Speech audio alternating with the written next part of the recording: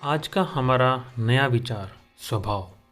स्वभाव इंसान के बारे में दर्शाता है कि वो किस प्रवृत्ति का मानव है, मनुष्य है।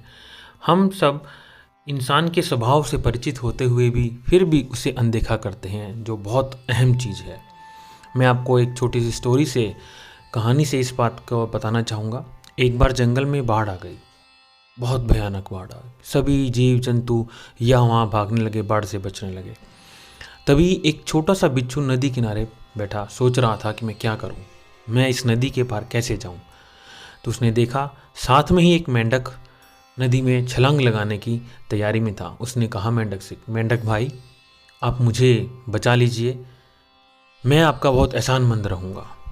तो मेंढक ने कहा कि मैं तुम्हें कैसे बचा सकता हूँ।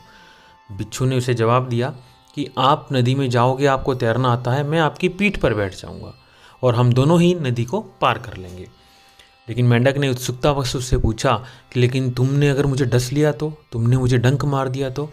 तब बिच्छू ने बड़ी चालाकी से एक बात बोली कि अगर मैं तुम्हें डसूंगा, तुम्हें डंक मारूंगा तो मैं भी तो डूब जाऊंगा, तो इसीलिए मैं तुम्हें नहीं डंक मारूंगा। मेंढक उसकी बातों में आ गया और उसने उसे अपने पीठ पर बिठा लिया।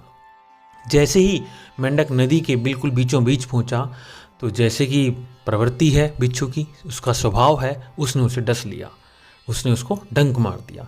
जैसे ही उसने डंक मारा तो मेंढक ने कहा कि अरे मित्र, तुमने तो मुझे ये कहा था कि मैं तुम्हें नहीं डसूंगा, नहीं डंक मारूंगा, लेकिन तुमने फिर मुझे डंक मार दिया, अब क्या होगा।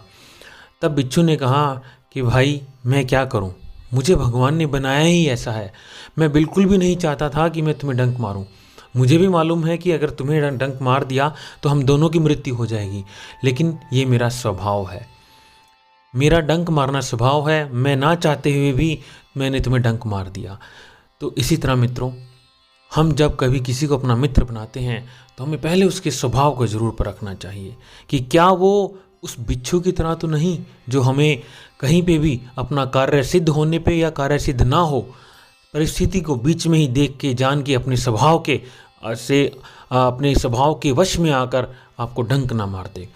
तो इसी तरह आप सभी को सावधान रहना चाहिए ऐसे लोगों से, ऐसे दुष्कर्मियों से, ऐसे पापियों से, जो अपने स्वभाव की वजह से आपके ऊपर एक बहुत बड़ा प्रभाव डाल सकते हैं। जिस तरह से बिच्छू ने अपने स्वभाव के प्रति आसक्त होकर उस मेंढक को डस लिया, जो उसकी जान बचाने के लिए बहुत मेहनत कर रहा था। क्योंकि वो भगवान ने उनको ऐसा बनाया है।